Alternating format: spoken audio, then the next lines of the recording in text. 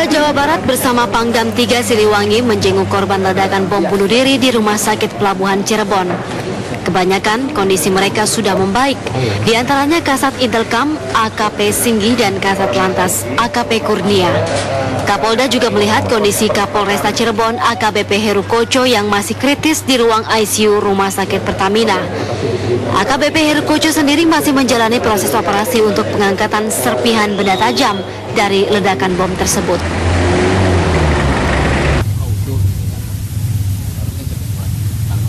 Sementara itu, Gubernur Jawa Barat Ahmad Heriawan juga mendatangi Mapolresta Cirebon untuk berkoordinasi terkait pengamanan di kota Cirebon dan sekitarnya. Gubernur juga memantau proses olah TKP di markas Polres Kota Cirebon, Jawa Barat. Dari Cirebon, Jawa Barat, Warji Supriyadi, TV One mengabarkan. Tapi ini yang harus kita bahas. Jadi terorisme sudah mengarah kepada separatisme sekarang? Ya, ada pemikiran seperti gitu. Baik. Oke. Nah itu kalau udah jadi seperti begitu, waduh, kita berat menangani masalah itu. Iya. Terima kasih, Mas. Ya. Iya, pemirsa, memang di sini kita seperti tadi berita yang tadi ada saksikan, kita akan membahas mengenai apa sebenarnya yang terjadi, peristiwa yang terjadi di Cirebon itu seperti apa sebenarnya. Di sini sudah ada narasumber kita. Selamat pagi. Pak Prayitno Armandu adalah penasihat Menteri Pertanian, mantan penasihat bagian intelijen ya Pak ya? Iya, betul. Dan kami juga nanti akan sudah mencoba untuk menghubungi teman-teman di Cirebon, dan juga tentunya dari pihak kepolisian yang sampai saat ini sedang masih berusaha dihubungin. Tapi yang jelas memang kemarin bisa dikatakan kita sangat shock ya, kaget ya. Terkejut sekali. Sebuah ledakan, bukan cuma sekedar ledakan bom, teror seperti teror buku, tapi ini terjadi cukup besar di dalam komplek markas kepolisian Cirebon ya, dan mengenai puluhan jamaah, ya, terutama adalah Kapolres Kota Cirebon itu sendiri juga kena begitu kan ya. Iya. Sampai hari ini ada informasi apa Pak Itno? Jadi begini, kita melihat kemarin kejadian di Cirebon itu, saya melihatnya ini suatu serangan yang sangat serius.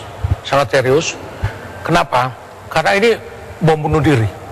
Kalau kita melihat suatu kegiatan terorisme bom bunuh diri, ini adalah suatu serangan yang sangat-sangat spesifik. Ini suicide bombing itu tidak sederhana yang kita lihat. Karena yang pertama dia harus menyiapkan bomnya. Yang kedua, dia harus menyiapkan orangnya. Jadi orang yang mau melakukan tindakan bom bunuh diri, itu orang yang sudah betul-betul di brainwash. Jadi dia sudah disiapkan, siap untuk mati. Nah, di dalam teori suicide bombing yang selama ini yang kita ketahui, kalau seseorang mau melakukan bom bunuh diri, itu mereka selama ini disebut mati syahid katanya. Karena mereka punya kepercayaan akan masuk surga. Karena itu mereka jadi pengantin. Begitu dia mati, katanya dijemput sama 7 bidadari. Karena itu dia sebut pengantin. Dan doktrinnya, kamu meledakkan bom tidak apa-apa, kamu hanya rasa dicubit aja, kemudian kamu akan dijemput bidadari. Nah ini, jadi dua. Kemudian yang kedua, jadi ini bukan sebuah serangan yang berdiri sendiri ya, atau bukan sporadis ya ini. Bukan. Ini sebuah serangan yang betul-betul direncanakan. Yang kedua, kita melihat target. Jadi melihat sebuah serangan teroris, kita lihat targetnya. Target yang diserang ini polisi, markas polisi yang diserang. Kalau markas polisi yang diserang berarti orang itu betul-betul sudah betul-betul siap menyerang itu. Serangan teroris yang sebenarnya itu adalah teroris menyerang suatu target yang jelas. Ya, jadi beda ini dengan bom-bom buku yang kemarin, beda ini. Iya. Tahun 2002 sampai 2009 itu targetnya jelas. Di situ berkaitan dengan terorisme internasional yang disebut Al-Qaeda. Yang diserang adalah Amerika dan sekutunya. Amerika dan sekutunya. Itu jelas. Jadi pesannya begitu. Mereka tidak pernah menyerang sasaran-sasaran publik. Kenapa? Mereka menghindari supaya mereka tidak dimusuhi publik. Karena masyarakat itu adalah tempat mereka sembunyi. Nah, kalau yang ini, kalau yang polisi ini polisi beberapa kali diserang. Pernah di Purworejo pernah diserang, kemudian di Hamparan Perak, Deli Serdang diserang, ditembak. Kemudian ini. Jadi dulu pakai senjata, sekarang pakai ini. Ini semua merupakan satu aliran kalau kita lihat sejak peristiwa Aceh. Peristiwa Aceh itu di mana di sana ada latihan, kemudian disergap oleh Densus, mereka bubar. Saya menyebutkan Aceh itu adalah daerah basis mereka. Mereka mencoba membuat Aceh niru seperti di Filipina Selatan, di Thailand Selatan. Jadi kegiatan itu menjurus ke arah kegiatan-kegiatan separatis sebetulnya. Seperti itu kira-kira. Kemudian mereka mencoba membuat daerah operasi yang di Sumatera Utara, di mana habis ada merampok, dapat uang, kelompok-kelompok teroris itu. Mereka tidak lari, harusnya lari kalau habis ngerampok. Tapi mereka menyerang polisi, mereka melakukan uji coba. Mereka nyerang pos bisa tidak. Baik. Nah sekarang, ini target ini sekarang yang di kantor polisi ini betul-betul suatu pukulan yang cukup telak menurut saya. Apakah ada kaitan secara jaringan gitu antara yang terjadi di Sumatera Utara dan juga Cirebon? Saya kira emang ada itu. Pak Prayitno. Semua ada kaitannya. Jadi suatu serangan, kalau melihat sebuah serangan terorisme, terorisme itu tidak lepas dari kegiatan terorisme, kriminalitas dan kerusuhan. Itu berkait. Karena terorisme itu menurut teorinya itu terjepit di sebuah perang gerilya. Jadi perang gerilya dan aksi kelompok-kelompok separatis, bukan kelompok yang frustrasi. Tapi bisa juga terorisme itu berkait dengan kegiatan yang disebut insurgensi. Jadi ini apakah sudah bergabung gitu kelompok-kelompok yang separatis dulu? Memang kita kan punya sejarahnya kan, ada kelompok-kelompok yang seperti itu. Iya, betul. Tidak ingin dengan NKRI seperti itu. Sekarang digabungkan juga dengan kelompok-kelompok yang berbasis agama. Apakah sekarang ada sudah arah situ, Pak? Di negara kita kan ada banyak kelompok, banyak kelompok.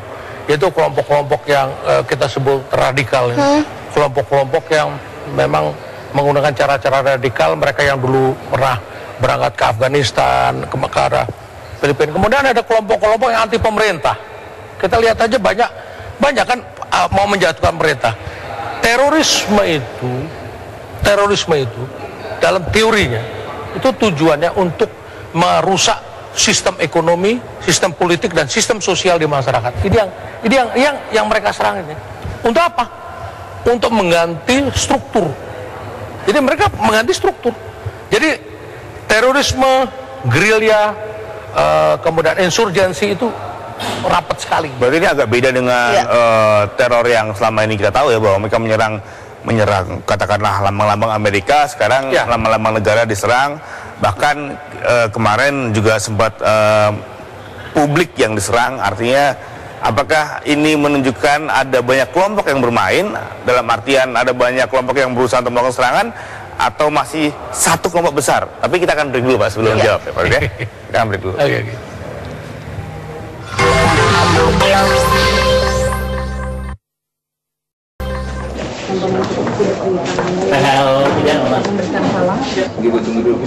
Kapolri Jenderal Polisi Timur Pradopo mengunjungi sejumlah korban ledakan bom yang terjadi di Masjid Mapolres Cirebon.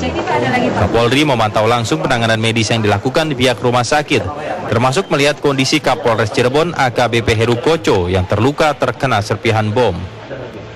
Kapolri mengatakan pihak kepolisian saat ini masih melakukan upaya penyelidikan terkait kasus ini dan meminta masyarakat tetap tenang.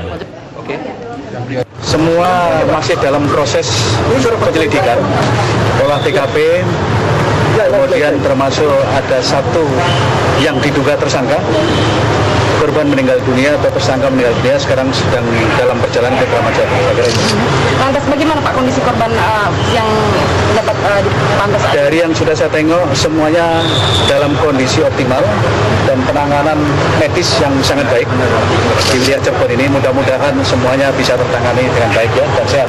Antisipasi pasca ledakan ini apa yang akan saya kira tentunya adalah kita melibatkan seluruh masyarakat, melakukan langkah-langkah preventif yang intinya bersama-sama Polri untuk tetap menjaga keamanan khususnya di Kota Cirebon. Himbauan kepada masyarakat Pak? Masyarakat tidak perlu khawatir, tetap tenang, aparat keamanan menguasai semua permasalahan ya. Terima kasih ya. Akibat peristiwa tersebut, polisi melakukan penjagaan ketat di sekitar kantor Mapolres Cirebon.